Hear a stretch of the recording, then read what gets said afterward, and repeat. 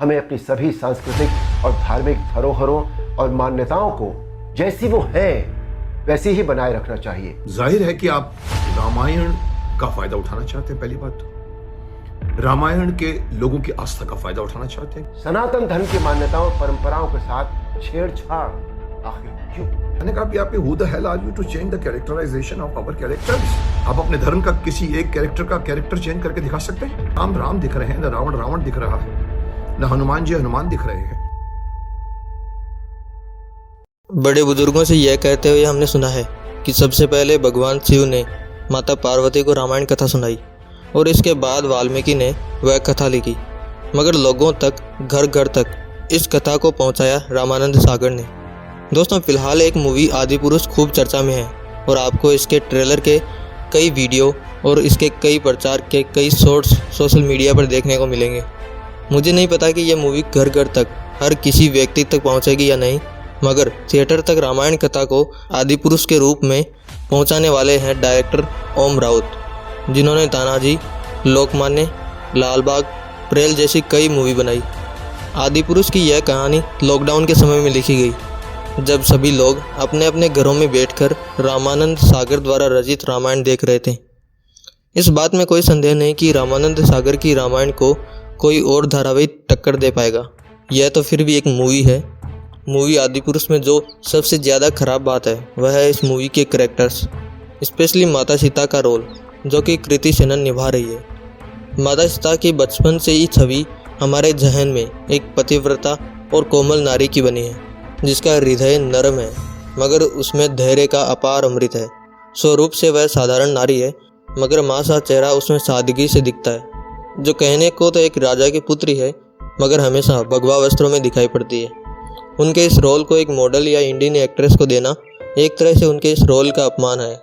हाँ, मैं मानता हूँ कि आज की दुनिया अलग है और आज के बच्चे युवा कुछ नया, कुछ मॉडर्न देखने की इच्छा रखते हैं और इसलिए इस मूवी को मॉडर्न तरीके से डिज़ाइन किया गया है। मगर कम से कम डायरेक्टर को माता सीता का रोल एक ऐसी एक्ट्रेस को देना चाहिए था जो टीवी दुनिया में बहुत कम जानी पहचानी जाती हो, जिसने इससे पहले कोई धार्मिक मूवी कर रखी हो। भगवान राम के रोल की भी अगर मैं बात करूं तो श्री राम को हमने हमेशा ही पर्दे पर विनम्र, धैर्यवान, विवेकशील देखा है। उनके मुख पर वह हल्की सी मुस्कुराहट भला कौन भूल सकता है। मैं यह भी नहीं कह रहा कि प्रभास इस रोल के लिए फिट नहीं है, मगर उनके चेहरे पर वह इमोशंस इस मूवी को देखने को नहीं मिलेंगे जो कि श्री राम के चरित्र को दर्शाते हैं। रामायण में यह साफ लिखा है कि वनवास जाते समय उन्होंने ऋषियों के कपड़े धारण किए थे, मगर इस मूवी में तो हमें कुछ और ही दिख रहा है, चमड़े से बने वस्त्र। इनकी तो डायरेक्टर ने कभी सोची भी कैसे। यह एक मूवी है जो तकरीबन 2 से 3 घंटे प्ले होगी, मगर सिर्फ 3 घंटे में पूरी रामायण दिखा पाना पूरी तरह से असंभव है। इसलिए आप बहुत से पार्ट्स, बहुत सारे इमोशंस इस मूवी में मिस करोगे। बेशक यह मूवी शूट की गई है, मगर मुझे लगता है कि यह मूवी आपको एनिमेशन लगेगी। वीएफएक्स के नाम पे सारी वानर सेना को एनिमेट कर दिया गया है। वीएफएक्स की जब बात आ गई है तो यह बताया गया है कि 500 करोड़ में से 250 करोड़ तो वीएफएक्स पे इन्होंने खर्च किया है। मगर जिस तरह से ये ट्रेलर हमें देखने को मिल रहा है, उसे खर्च नहीं, वेस्ट कहना ज़्यादा उचित रहेगा। यूट्यूब पर आपको ऐसे बहुत सारे वीडियो देखने को मिल जाएंगे जो ऐसा वीएफएक्स 5000 रुपये में तैयार कर देंगे। पहले ये मूवी 11 अगस्त को रिलीज की जाने वाली थी, मगर ऐसा कहा गया कि इस दिन लाल सिंह चड्ढा मूवी रिलीज होने की वजह से 12 जून 2023 के लिए आगे बढ़ा दिया गया है। मगर इसके बाद भी रिलीज डेट बढ़ाकर 16 जून 2023 कर दिया गया, क्योंकि इसका जब टीजर रिलीज हुआ तो जनता को इस टीजर में खूब गलतियां दिखाई दी। फिर भी डायरेक्टर और टीवी न्यूज़ के मुताबिक एस्टिमेट 1000 करोड़ तक कमा कर जाएगी। अब ऐसा होगा कि नहीं, ये तो उसी दिन पता चलेगा।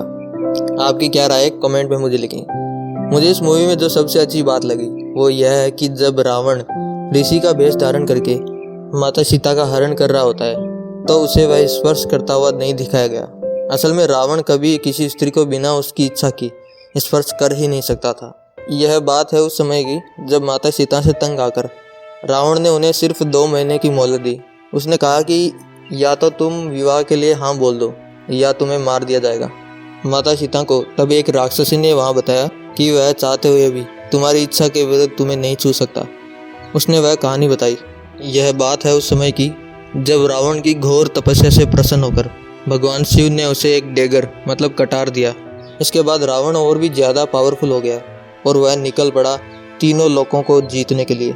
तब उसकी नज़र रंभा नामक एक अप्सरा पर पड़ी, जिस पर उसका मन मोहित हो गया। वह उसे ज़बरदस्ती करने लगा तो रंभा ने बताया कि वह उसकी पुत्र वधू के समान है, मगर रावण नहीं माना। उसी समय कुबेर वहां आ गए और उन्होंने रावण के ऐसे दुर्व्यवहार को देकर उसे श्राप दिया। रावण, आज के बाद तुम किसी भी स्त्री को उसकी इच्छा के विरुद्ध छू नहीं सकोगे। अगर तुमने ऐसा किया तो तुम्हारे सर के 100 टुकड़े हो जाएंगे। मूवी आदिपुरुष में इस प्रसंग को ध्यान में रखा गया है और रावण अपनी पावर से ही माता सीता को लंका ले जाता है। पता नहीं क्यों, मगर मुझे ऐसा लगा कि इस मूवी में डार्कनेस कुछ ज़्यादा ही डाल दी गई। सोने की लंका को अंधेर नगरी बना दिया गया है। इस मूवी को अगर असल जंगल में शूट किया जाता तो यह बहुत बढ़िया लगती, मगर ग्रीन स्क्रीन का यूज करके सब कुछ डिजाइन किया गया है। इस मूवी के बारे में आपकी क्या राय है? कमेंट पे लिख के हमें ज़रूर बताएं। वीडियो को लाइक करना ना भूलें और चैनल को सब्सक्राइब कर लें ताकि आगे आने वाले वीडियोज़ आपको मिल सके।